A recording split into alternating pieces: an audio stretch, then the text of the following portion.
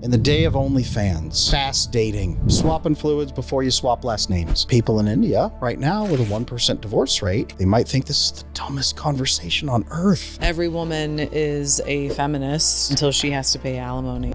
In order for you to be Jeff Bezos, you had to give up your life for 10 to 20 years to build $1 billion company, and the wife had to do what exactly?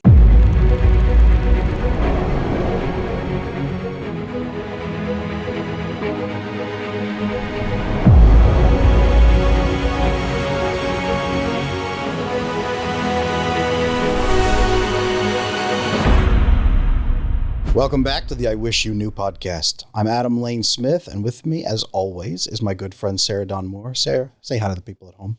Hello, everyone. Welcome back. Today, we're going to be covering a topic that Sarah and I do not agree on, and you guys might be surprised to hear that because we agree on a great deal, but this is something a little bit different. It's very, very tricky. A lot of people in the audience today, you probably have a very specific view on this, and you probably have had a hard time in the dating pool and in the dating world because other people don't share your view on this.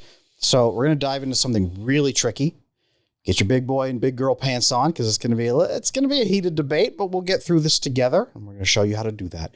Today, we're going to be discussing whether or not traditional relationships have a place in our world anymore. Some people will say no. Some people will say absolutely. Sarah, let's keep this clean. This is a pretty contentious topic, so we're going to show you how to get through this together and maybe even maintain some friendships in your life if you happen to disagree. Sarah, I'm glad I'm going to have this conversation with you because we are friends and we can disagree as we have done many, many times over dinner and with our friends. We can have this discussion. Let's show the people at home how to have a tough talk and still stay friends. Well, I mean, like any woman would tell you, though, at the end of the day, I'm always right. I love that. Okay. All right. So, ladies first. Ladies, there's traditional value for you right there. Marriage. Today, in the day of OnlyFans, in the day of fast dating and faster sex, in the day of swapping fluids before you swap last names, in the day of massive divorce rates that people are petrified about, even really plummeting birth rates, things that people would argue mean that we don't have a reason to stick to old values anymore, that we should throw them out, right? They were worthless. We should get rid of them. We should invent something totally new. Where do you fall on this debate? Marriage, relationships, traditional roles. Where are you at? You'd be surprised. Okay. Because a lot of my audience does think that I am more of the traditional because I really promote masculine and feminine roles, right? I think that is how best a relationship works, where you fall into those roles naturally. Okay. But you're also not pregnant and barefoot in a kitchen right now. Definitely not. I'm also a very, independent, self-sufficient, working woman who, brings home the bacon and has a business. What I will say about marriage is that if we look back to the baby boomer generation, where a lot of them had to get married before they copulated the relationship. A lot of our parents got married very young, 20s, 23, 24. If you got pregnant, you had to get married, right? Certain cultural and societal norms that really would shame you if you weren't pregnant or if you weren't married. So I think that what we're seeing now is a generation, such as the millennials, who are scared of marriage, who don't want to repeat the same mistakes that their parents made. I also think that the system right now is potentially very outdated and not necessarily in favor of men getting married without some sort of a prenup involved. Fair.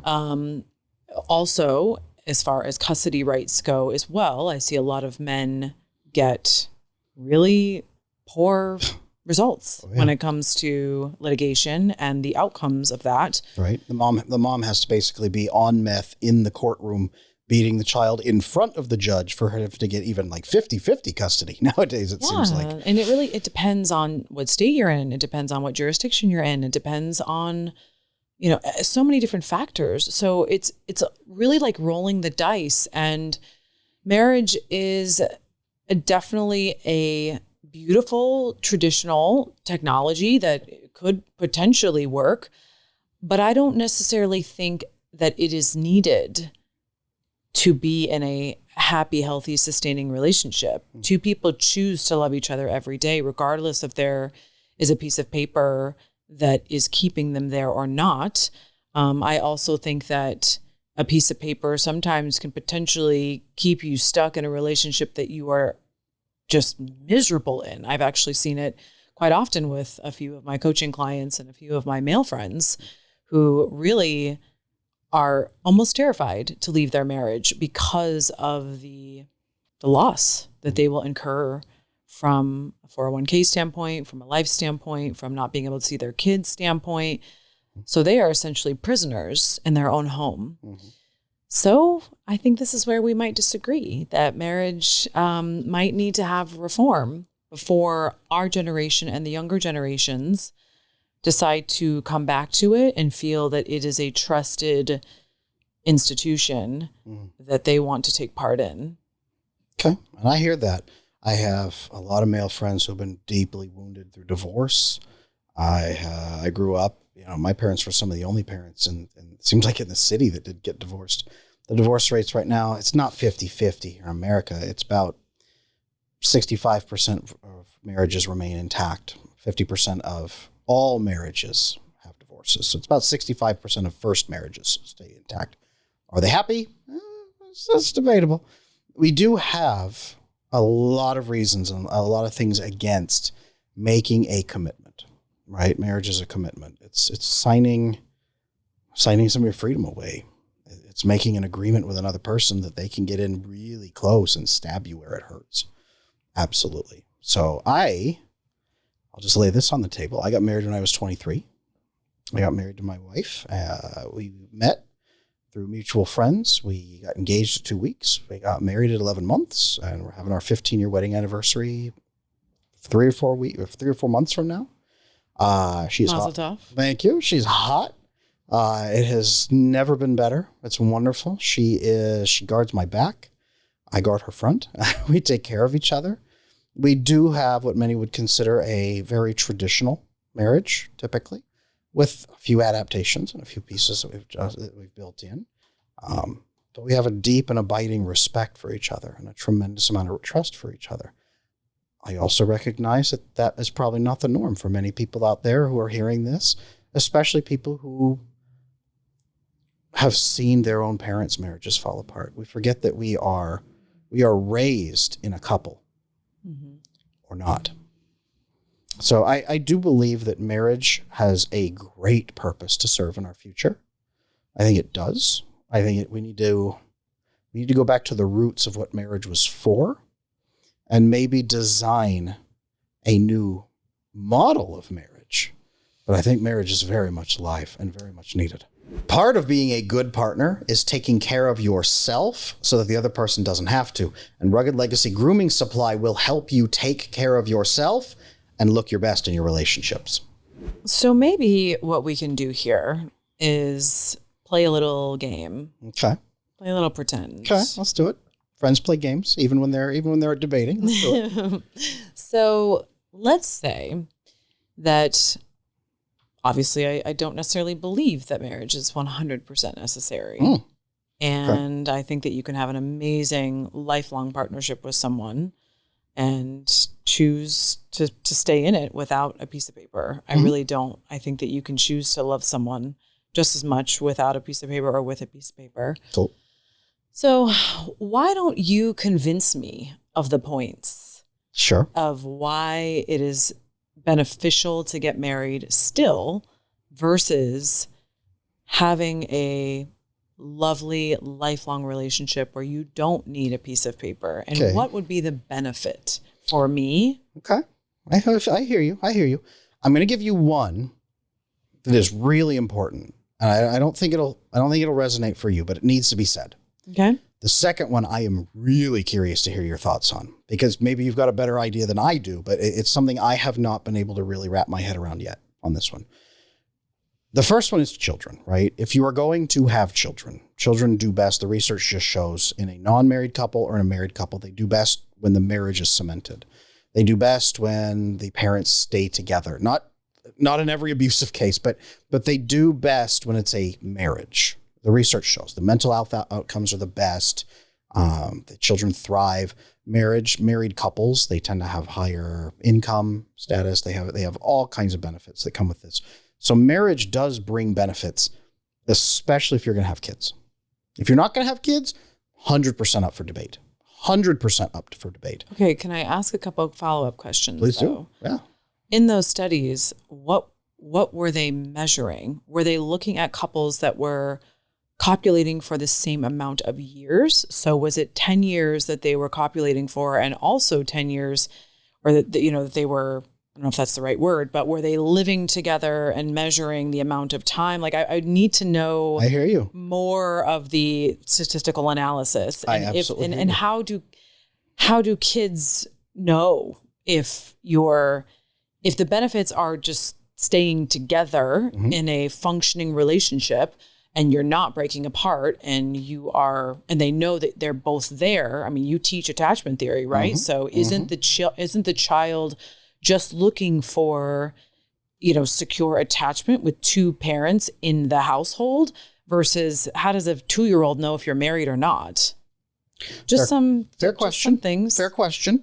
So, and to that point, what you're asking is, did they control in the study for the couples who got married? Maybe they were more dedicated to each other. Maybe the couples who didn't get married, some of them were just as dedicated and some of them weren't. They were just flitting in and out. That is very possible. That is very possible. We should all question studies and statistics exactly like that. To that point, really quick, there's a famous study that talks about spanking your children. Should you spank your children? And it's one of the most famous physical discipline studies ever quoted. And in that, they have children who have never been physically disciplined in any way, but the parents have all these other tools. So the kind of parents who are going to do that, they get education, training, they have all these other things to use, right? And the other pool was any child who has ever been used any kind of physical discipline of any sort, unfiltered. From a small little boop on the wrist to being beaten with a 2x4. Exactly the same, measured exactly the same in the same pool. And what they said was, hey, look over here, parents who never physically discipline and have all these extra skills. Those children have better outcomes than these parents who use any kind of physical discipline. And it is. So, hey, you know what? People who don't use drugs have such great life outcomes versus people who use drugs like aspirin and methamphetamine. Yes, 100% with you. And that was why the research is a little bit interesting on that. So let's try this one then. Okay. Let's try this one then. And this one is not research based. I want to get your take on this as a woman. A couple questions for you really quick. Let's say you get with a man. You're 25. He's 25. He starts building a career, right? He starts building, you guys don't have kids. He starts building his career, and maybe you're not as ambitious. You start growing a little bit slower. You take care of the home. You care for him. You take care of him. Your career goes half as far as his does financially. 5 years in, he says, you know what? I'm a self-made millionaire. You're over there. Your income is much lower. You didn't grow the fastest that you didn't grow as fast as I did. I think we're going to split up. Mm-hmm. Do you have an entitlement to half of his income that you've helped him build through those years? No. Not at all? If I was staying home raising children and there was a salary associated with that, mm-hmm. as in I had to give up years of my life or years of my career or take myself out of the job market mm-hmm. or take myself out of the workforce, then yeah, I have this discussion with my coaching clients and followers and all the mm-hmm. time, because they say, oh, she's getting half. And I'm saying, okay, well, how much would a nanny have cost you if you were paying her $50,000 a year, $40,000 a year, mm-hmm. and you don't think that your wife is entitled to that because she took years off of her life mm-hmm. to dedicate to raising your children? Mm-hmm. if I did not have children, why would I be entitled to a girlfriend salary or I mean, if my job wasn't, if I took that role on and said, I'm going to support you just as a girlfriend, that's a choice that I would have made knowing, you know, whether I'm cooking dinners or if he's gone all the time and I'm taking care of the home, that's a relationship that I was choosing to be a part of. Okay. But as a woman, you have to know that that's a potential risk, that the relationship could fail. And all relationships fail. But I have to put myself in the reverse situation, Adam. Absolutely. If I was working and I was busting my butt and I built a business that I had much passion about, and I was in a relationship with a man who I wouldn't say he was supporting me or helping me build it. I would hire out for that. I would hire a housekeeper. Okay. Or I would hire someone else. I would be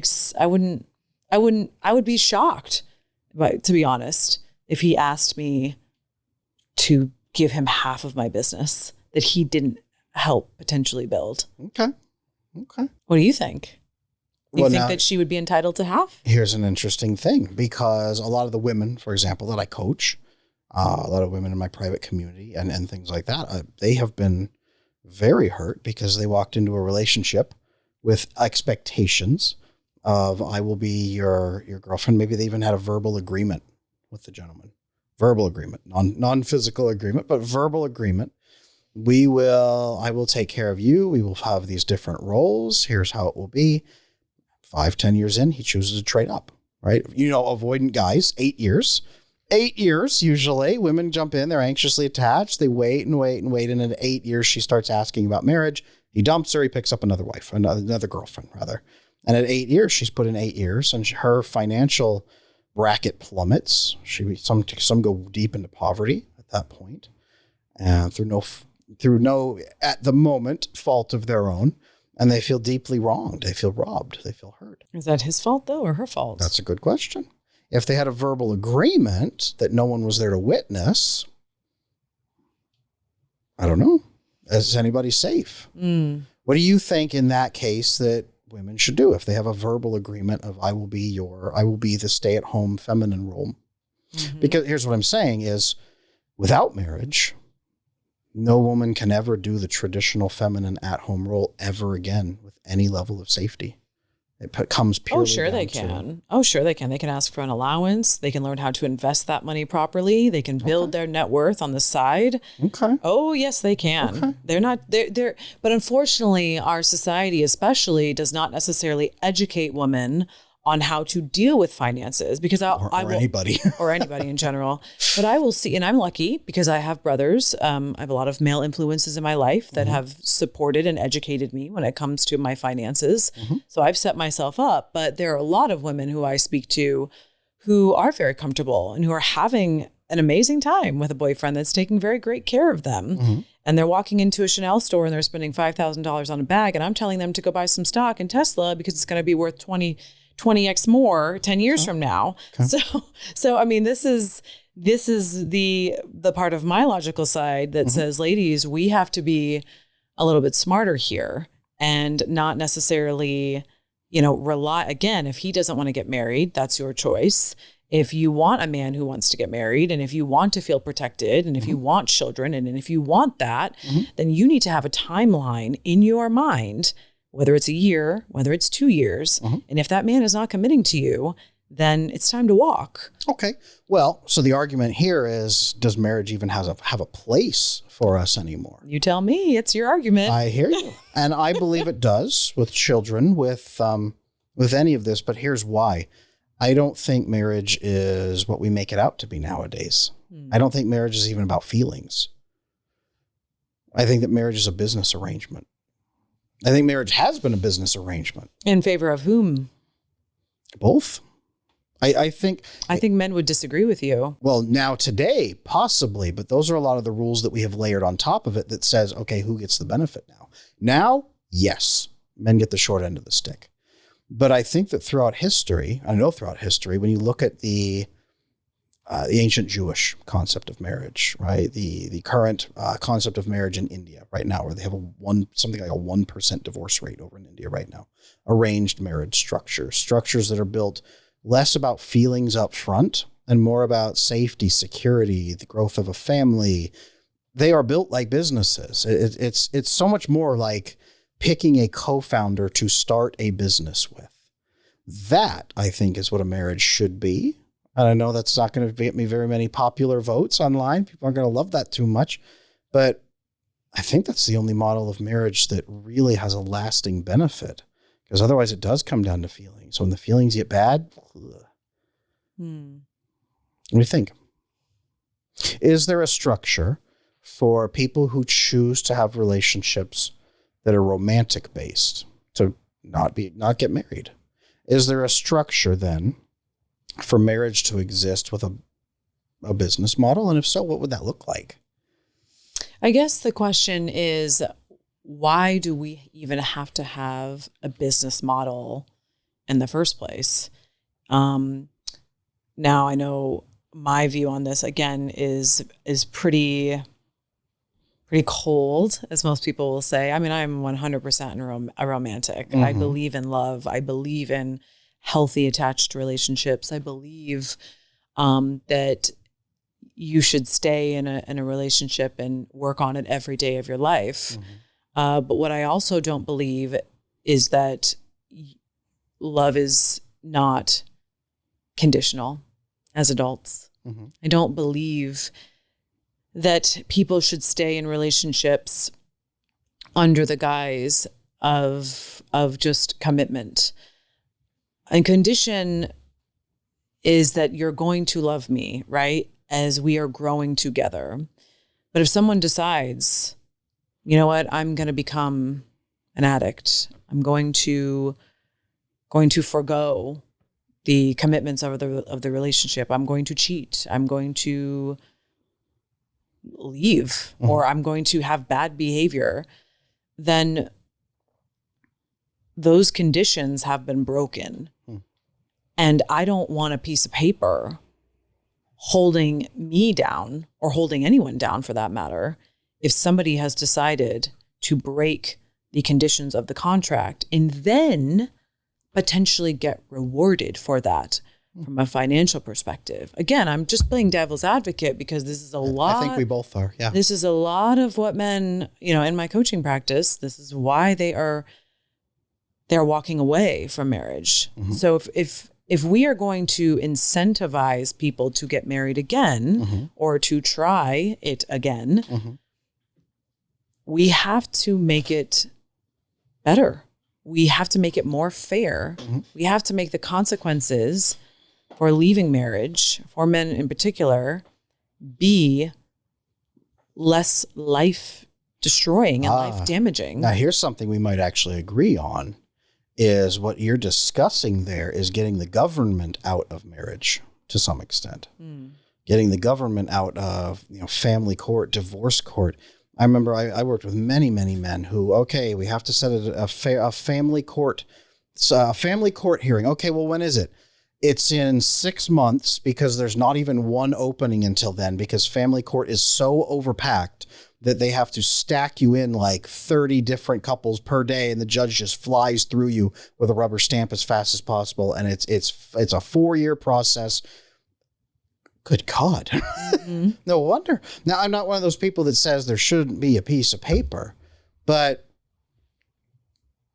who enforces the piece of paper? But do you even need this type of structure to really be in romantic love and to make a relationship work? If you think that a couple should base everything on romantic love, yeah. Okay. Well, a relationship in general, because we're not tied to our parents. I mean, we're not, as children, we're not tied to everyone based on contractual agreements, but we stay, we get our needs met. There's certain benefits that we get to being in a relation with people. There's no contract between one of my best friends and I. We choose to be best friends, sure. Yeah, we choose to be in an amazing relationship with one another. And we have 20, 25 years under our belt. So I guess my question is, why do you need a structure or a contractual abiding contract? What is it? What purpose does that serve within the context of a relationship between a man and a woman? Mm-hmm. Mm-hmm. So right now, my wife and I, we got married when people would consider too young. Mm-hmm. We got married. We had nothing. Neither one of us had anything. Mm-hmm. We didn't have anything. I've built this business. We own a home. We have 4 kids. We have number 5 on the way. And she's a stay-at-home mom. She actually was building a business. And then we said, one of us should stay home. And she said, I want to. Okay. Now, in our state, where I built my business and where we're incorporated, it says a spouse has half ownership of a business. Even if they're not on the charter, even if they're not on the incorporation piece of paper, they have half of your business because they have done essentially half of the work, and it's there. If you buy a table when you're married, you both own that table. It's mutual ownership. It is mutual ownership of the things you own. Our DVD collection, we both, in the eyes of the law, we both own each DVD in our DVD collection. Mm-hmm. Everything we have built from nothing. The law comes in and says, this is how property is divvied up. This is how things will be arranged. Marriage is a contract in that way. But you just said that we should have government not in marriages. So here's the question. Is government the best people to arbitrate that? Or is there another system for the future that we could design? Now, I believe that marriage has a great place in the future, but I also believe we have so much technology coming down the pipeline. We have so many changes. I'm wondering if there's updates that we could make to get government back out of marriage. Instead of the law keeping you together, mm-hmm. Instead of a judge holding a gun to your head, instead of men worrying about being eviscerated in a court that won't be fair to them. I think that is one thing that we do agree on. Yeah. And it's funny, I actually saw a post the other day from a divorce attorney. He was on Soft White Underbelly. He's making the rounds on the podcast. Oh, yes. You sent this to me. With his tattoos and his rolled up sleeves. That's his look. And he said, every woman is a feminist until she has to pay alimony. Mm-hmm. So I think that women, because we are seeing more women in fields that mm-hmm. are making 6 figures or more, mm-hmm. and they are now having to divvy up, they're seeing, mm-hmm. oh, wow, maybe we understand now what men have been saying this whole time. Maybe mm-hmm. we understand that in order for you to be Jeff Bezos, you had to basically give up your life for 10 to 20 years to build $1 billion company. And the wife had to do what exactly? Get half of that? The argument in America has been, what's the phrase? Emotional labor. I did the emotional labor in our relationship while you did X, Y, or Z. And that was worth $1 billion. I did $1 billion. So have you seen online, and this is interesting, I don't know that I even have an opinion on this, I see it everywhere, is women adding up the expenses. If you hired somebody to do the work I do at home, it would cost, and they raised something like $170,000 a year to hire a housekeeper and a maid and a prostitute and everything that I provide in this relationship. It's more than your income is worth. So I'm worth more than you. Have you seen this argument going on online? No. It's astronomical. It sounds ridiculous. It is ridiculous. My wife she scoffs when she hears this because she would never even consider it that way. But I also value the input that she makes in our family, so she doesn't have to reach that point. There are a lot of women who feel used and cast aside. There are a lot of women who take things on good faith. There are a lot of women who don't fight tooth and nail for their fair portion. There are also women in other countries that definitely don't do that. You look at Eastern Europe, the women are very clear about what they expect right up front, and it's going to happen typically one way or another. At the same time as you and I are having this debate about, is marriage useful? Should it be based on romance? People in India right now with a 1% divorce rate, They might think this is the dumbest conversation on earth, but they also don't have a perfect system, right? Many of them are in unhappy marriages, although they do tend to find that the happiest marriages actually tend to be those that were arranged. Interestingly, they have the highest likelihood of reporting happiness. Now, do they have to? Do they ask in front of the spouse? That I don't know. To say, again, going back to research. I'm not sure how much I trust those studies because, again, happiness could mean completely different things based off of your geography as well. Possible. Happiness could mean stability within the home. Possible. I get, 10 cows, or my parents are well taken care of, versus, personal happiness. It depends on, again, hierarchy of needs. And maybe we are a little bit selfish here in the United States that we value personal happiness over familiar happiness, or family happiness. But I'm not sure. I'd have to really look at the parameters of what questions they were asking as far as what does equal happiness. And if, sometimes with the arranged marriages, you'll hear that they're happy, but I'm not sure. If you are deciding, they also have a different idea of what romantic love is. Well, and a different priority listing of romantic love as well. In America. Guys, I want to tell you about our sponsor today, Rugged Legacy, because from a woman's perspective, there is nothing more annoying than kissing a guy and then walking into the restaurant looking like you just rubbed up against some sandpaper. So this will help you, and this will make your woman happy. Here in America, romance is everything. So we make this debate and this change right here. But let's think about this for a moment. Just for a moment. Do you believe in prenups in relationships? For example, if you were going to, like you said a moment ago, if you were going to have babies with a man, and let's say the state was gone. You live in the middle of nowhere. You live in a village and there's no government kind of thing. There's a village elder and he's sitting there and that's it.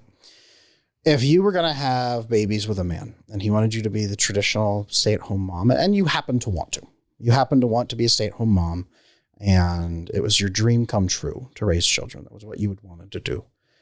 And he dreamed of starting a farm or something like that, building a business. If that was your dream, and if for the women out there and the men out there who still want that sort of committed relationship, would you have a prenup?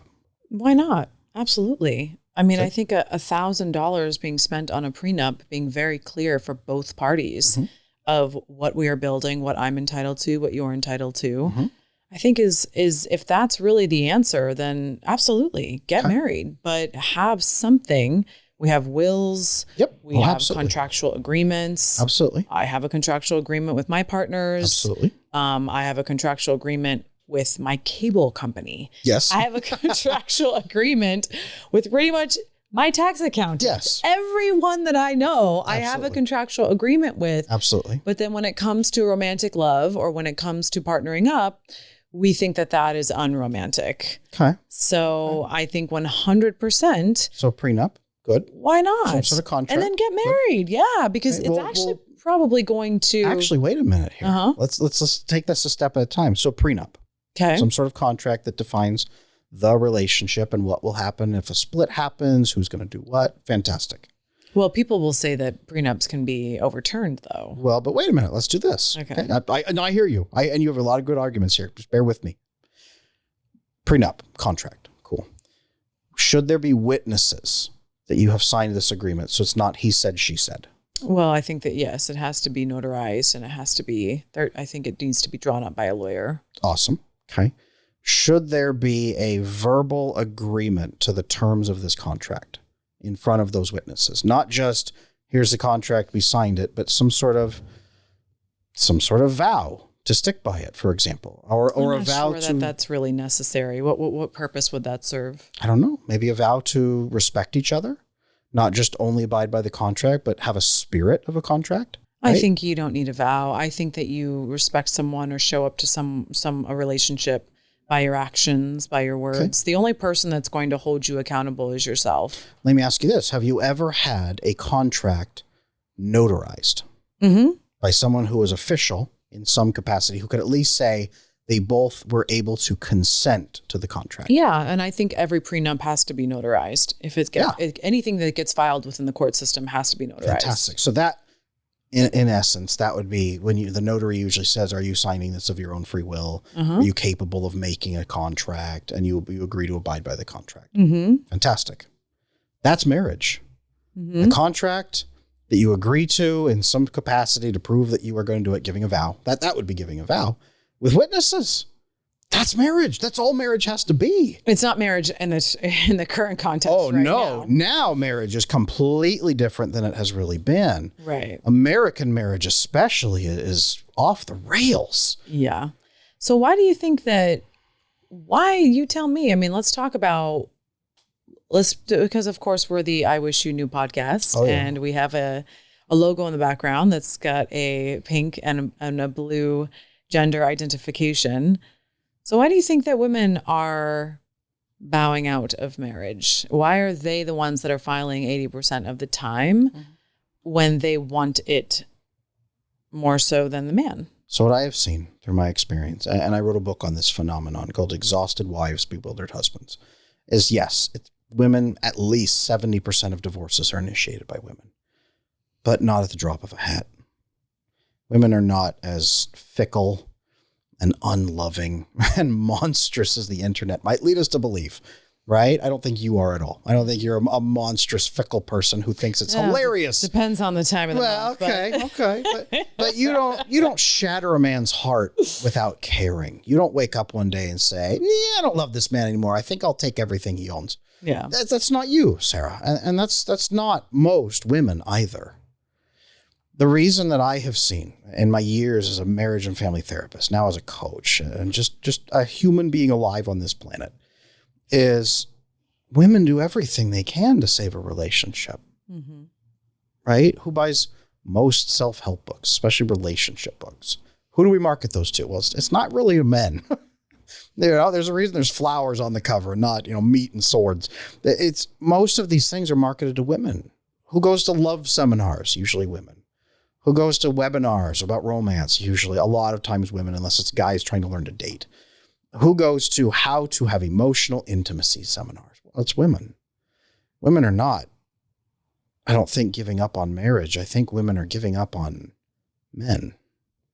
And that's what usually happens is at 10, 15, 20 years into a marriage, she has spent 10, 15, 20 years begging for her needs to get met, doing emotional labor. Doing what, as much as we scoff at putting a price tag on it, but doing the emotional labor of, I love you, I care for you, let me keep working to build emotional bonds and intimacy with you. I think that's probably why women get so angry at the end and feel entitled about something, because they have tried to give so much that there's no quantifiable number to tack on to. What are your thoughts there? Why do you think that women might be bowing out? Well, I also think that there's another side of the story as well, that a lot of times women will hold in a lot of resentments and they won't necessarily be open. They won't necessarily be honest, or they will hint at the problem. And until it's too late, and then men, like your book, become bewildered because, they've said, they've just put the book on the nightstand and then become incredibly resentful when he doesn't read it. True. And then they'll take that resentment, and the resentments will just continue to add on and add on and add on. And I don't necessarily think that men are so immovable that, whether it was therapy or whether it was, an intimacy situation, where I know many men who don't get their needs met, who are with women of the opposite and equal that you're saying the experiences for certain women. So I think that it goes back to, again, attachment, people getting into unhealthy relationships from the get-go. They don't understand why their needs aren't getting met. They're afraid of abandonment. They're afraid of saying their true needs and talking about them and bringing issues to the forefront for fear of, again, the other person leaving, or for fear of being a burden to their person. And that's where we get into the problems. And this is why I think that marriage it's not necessary, because when you have these two healed people that get into a relationship and they deal with a lot of their attachment traumas, then they're in it and they're able to be secure in the relationship. There's no surprises. There's no bewilderment. There's no one just leaving and saying, I'm done, because they've given the other person the opportunity to make the appropriate changes. So nobody's surprised. So for me, the ideal type of relationship are do the inner work before. You don't need marriage to keep you together.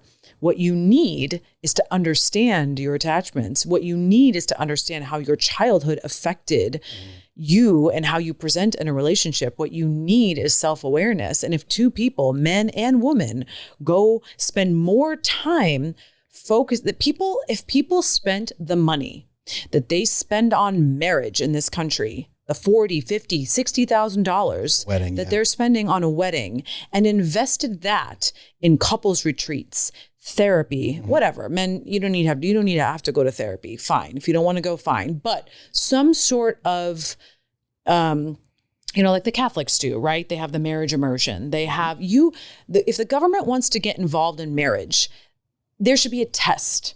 There should be a checklist you have to do to get a driver's license or something, just like raising kids. There should be a test that you have to take versus I'm not just going to give you this marriage license. I'm going to ask you certain questions. And if you fail, sorry, buddy, you're not getting your marriage license. So there's certain reforms that we need to make that I think would help solve the root cause of the issue. And that is people not taking the time to understand how to communicate, how to have difficult conversations. We don't learn these things, Adam, in school. So then what do? We wait. And it's $1 billion industry. It's $1 billion self-help industry that now we have found ourselves in because people suck at relationships. We need to go like straight the Scandinavian way and pay for it. If the government wants to subsidize, let's subsidize it. Let's have these courses. Let's make them mandatory. Let's add them to the curriculum of high schools. If we want to start turning around marriage rates in our country, I believe that we have to look at the systemic problem. And that is that people do not know how to have healthy relationships because we're dealing with a bunch of baby boomers that are all divorced and we had no model to give us that. And that's why you and I are here. And baby boomers, as the last time I saw, were currently tripling the divorce rates in their 70s. Because they're on their third or fourth one. They're not even waiting for each other to die anymore. They're like, can you imagine being like 80 years old? You're like, yeah, let's get a divorce. I'll find someone better. Well, you said a couple things in there. Number one, I agree that we need to train people to have better relationships. But at the same time, through my attachment work, the best level of research we can find that has the most controls on it is that it used to be about 65% of people, about 40 to 50 years ago, this research was done. About 65% of people had healthy, secure attachment. So about 2/3, which is cool. When they updated that research about 20 years ago, 50%.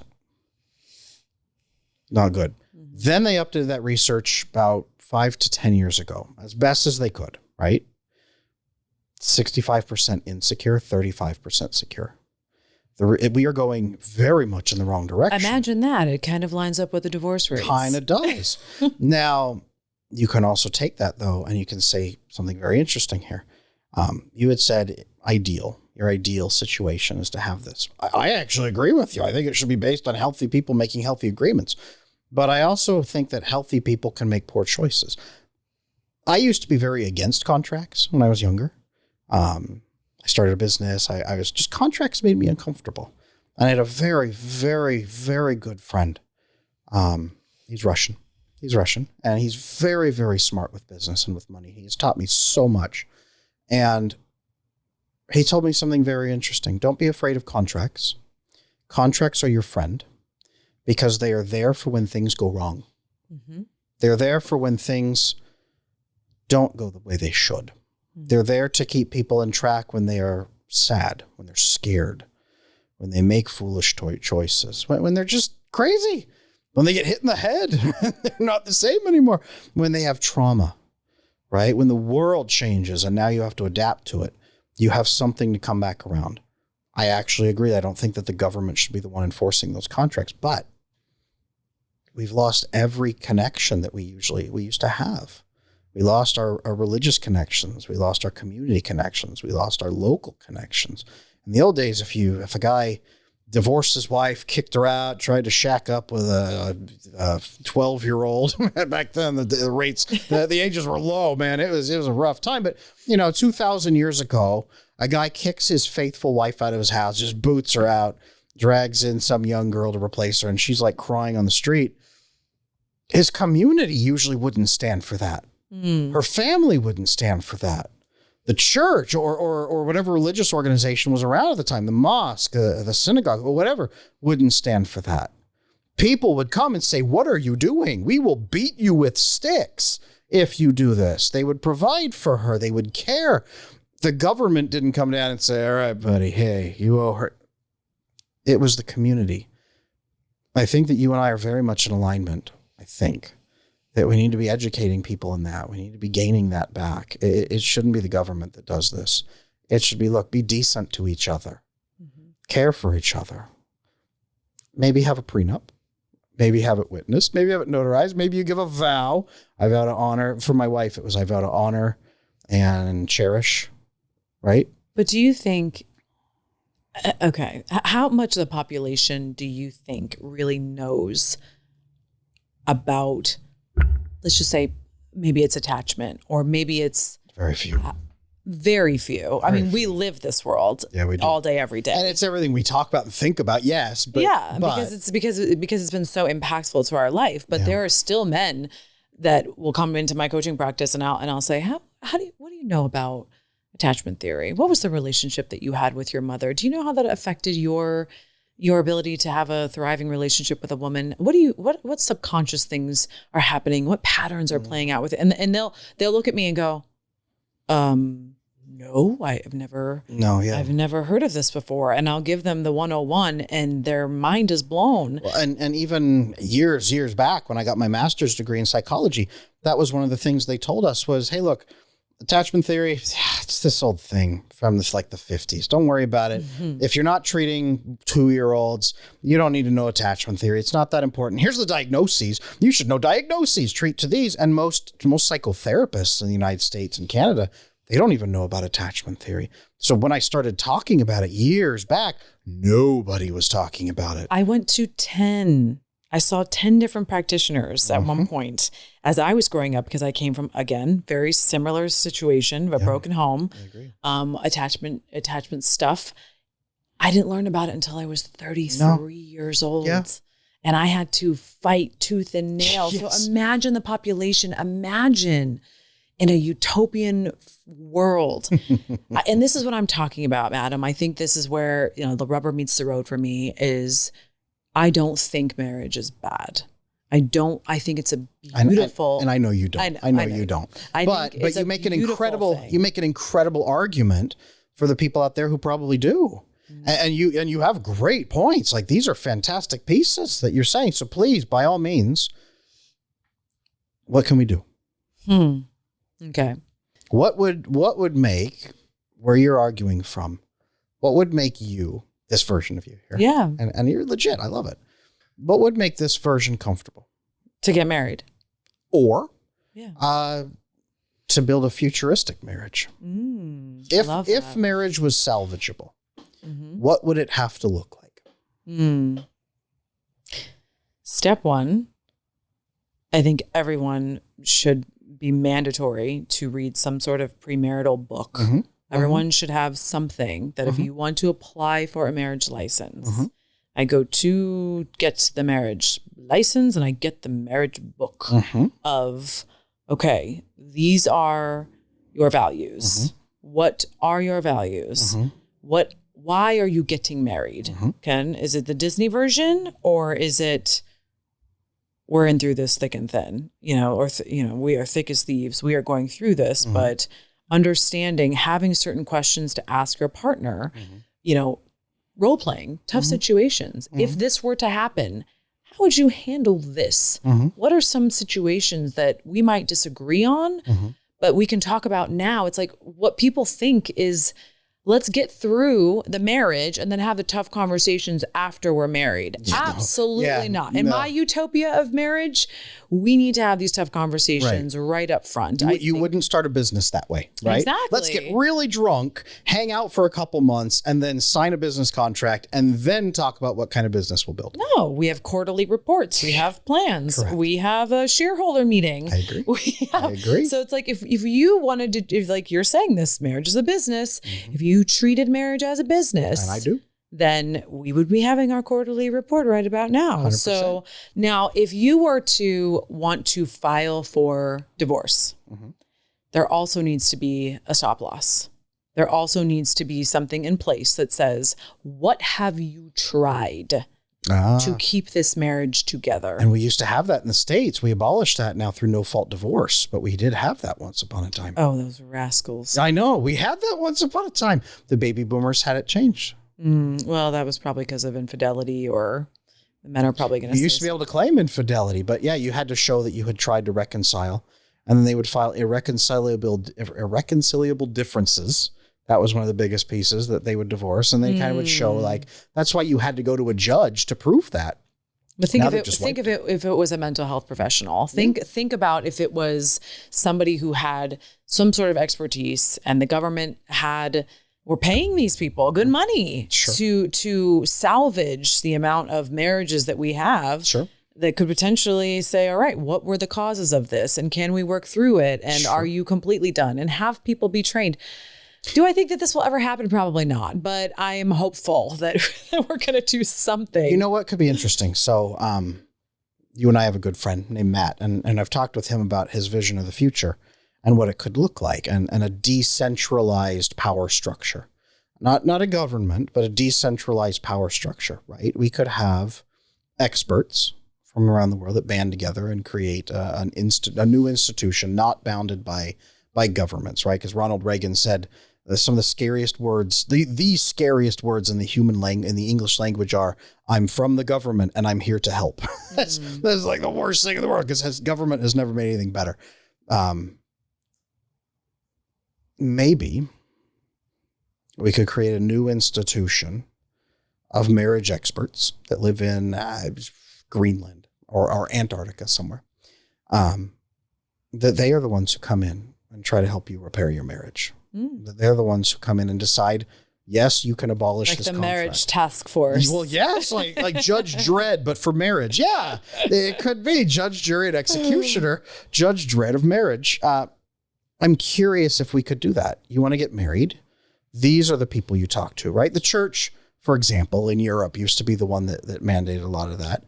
Yes, individual nations and monarchs, and often they built that structure too, but you went to the church. That's why we talk about, okay, we're going to go to a church and get married. Also, we have to sign this legal contract that the state wants to keep track of over here, but we're married in the church. We're married with our community.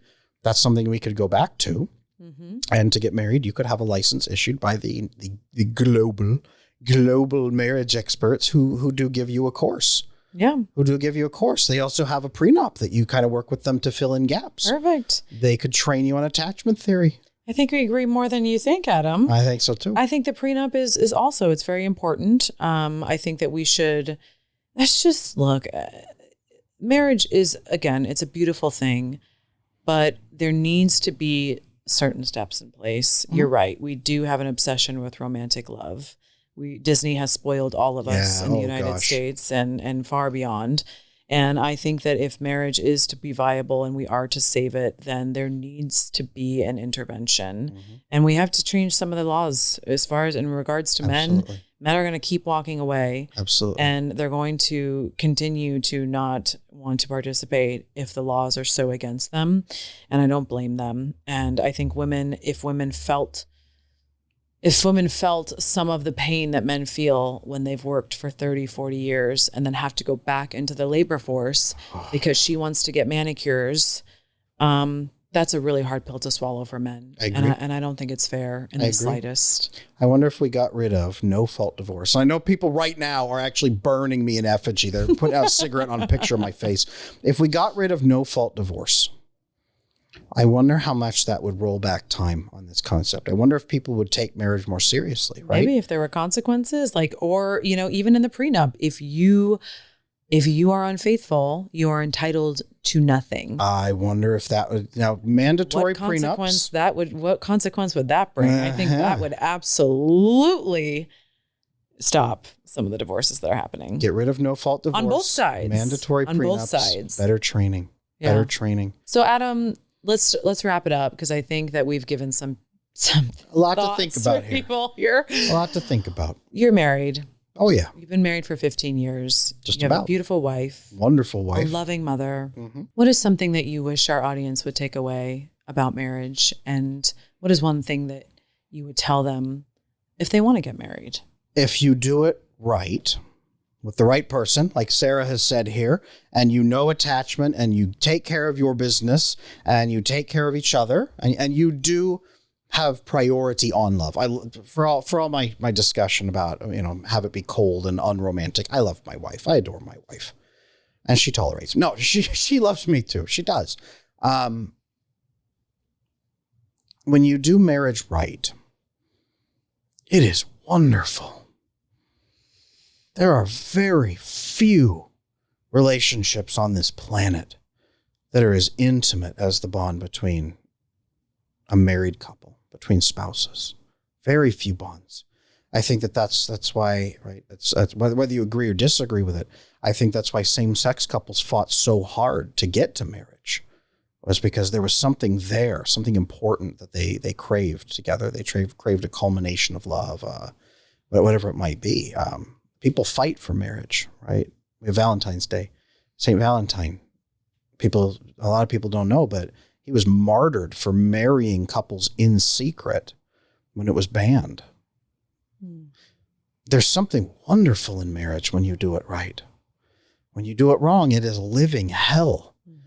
When you get the government involved, it is worse than a living hell. But when you do it right, it is so worth it. So do it right. And sign that prenup. Sign that prenup. People are surprised. Oh, couples fight. I've had couples fight and say, Adam won't agree with a prenup. Yes, he will. No, he won't. Yeah, I do. I think prenups should be mandatory. I don't think they should be optional. They should be mandatory. All right. Well, that's a hard yes for me too. So we agree at least on that. Beautiful. Well, thank you everyone for joining us. My name is Sarah Dawn Moore. You can find me at sarahdawnmoore.com, and all of the links, and we'll have them in the show notes and in the description. Adam, where can we find you, and what resources do you have? I am Adam Lane Smith. My website is adamlanesmith.com. I have coaching on there, including premarital coaching. I know that you offer that interesting as well, Sarah. So if you guys are out there and you're scared of marriage, you're not sure if you should get into a relationship, have some professionals look it over. We don't live in Antarctica yet, but maybe you and I will build that institution together someday. Yeah. Marriage checkers. Let us help you with your values. Let us help you with understanding what it is that you're even looking for and what makes a relationship thrive and be healthy. And we can't wait to see you on the next one. This is us signing off from I Wish You Knew podcast. We'll see you on the next one.